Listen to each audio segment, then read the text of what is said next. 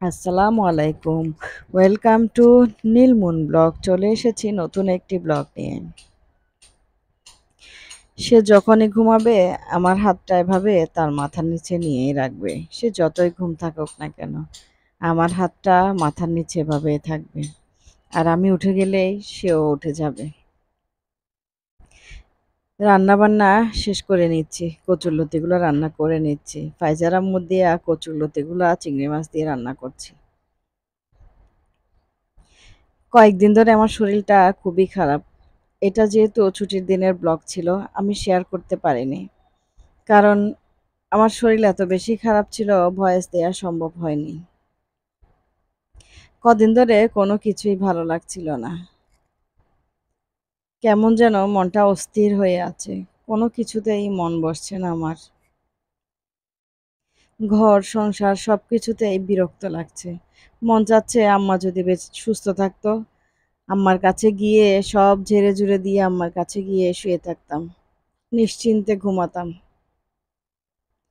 আম্মার কাছে গিয়ে শান্তিতে একটু নিঃশ্বাস নিতাম।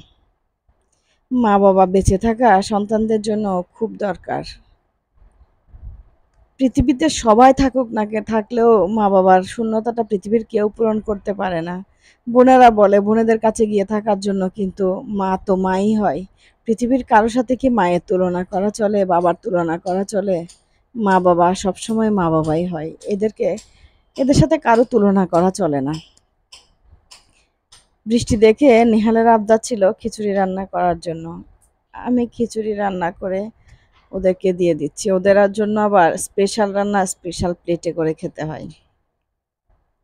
তা আমি এখানে দুজনের জন্য ওই প্লেটটা সাজিয়ে দিয়ে যাচ্ছি। আমি প্লেটটা সাজিয়ে যখনই গোসল করতে গিয়েছি, মন ওর প্লেট থেকে অনেকটা ভাত পাতিলে তুলে দিয়েছে। ও সবসময় এমন করে। যখনই আমি ভাত বেড়ে দিয়ে সেখান থেকে সরে যাই, সে তার প্লেট থেকে ভাতগুলো কমিয়ে ফেলে।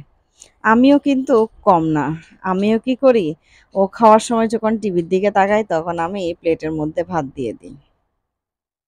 সে বুঝতেই পারে না। সারাদিন অনেক পরিশ্রম করেছি, অনেক কাজ। এরপরে আমিও খেয়ে নিচ্ছি। বরবটি ভর্তা, একটু লেবু চিপে দিয়েছি। তারপরে ডিম ভাজি দিয়ে আলহামদুলিল্লাহ তৃপ্তি করে ভাত খেয়েছি। সে বাসায় থাকলে সবসময় সে এমনই বায়না করে। যেহেতু ছুটির দিন ছিল, তারপর খাওয়া-দাওয়া শেষে বিকালবেলা তারা চলে গেল ঘুরতে। একেবারে লিং রোড। লম্বা একটা ট্যুর দিয়ে আসলো।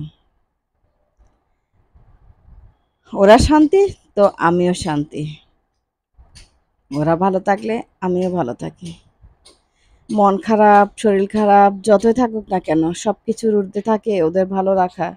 আমার সবকিছুর মূলে থাকে ওদেরকে সুস্থ রাখা, ওদেরকে ভালো রাখা, ওদের পরিপূর্ণভাবে ওদের সবকিছু গুছিয়ে দেয়া। শরীরটা এত খারাপ লাগছে, জানি না আমি কতদিন পারবো। কতদিন ওদের মনের মতো করে সবকিছু গুছিয়ে দিতে পারবো আমি জানি না। কারণ ইদানিং শরীরটা একদমই চলে না। ইদানিং আমি ওদের খারাপ মা হয়ে যাচ্ছি। কোনো কিছুই সেভাবে করতে পারছি না। সবাই দোয়া করবেন, ভালো থাকবেন। আজকের ব্লগ এই পর্যন্ত। আল্লাহ হাফেজ।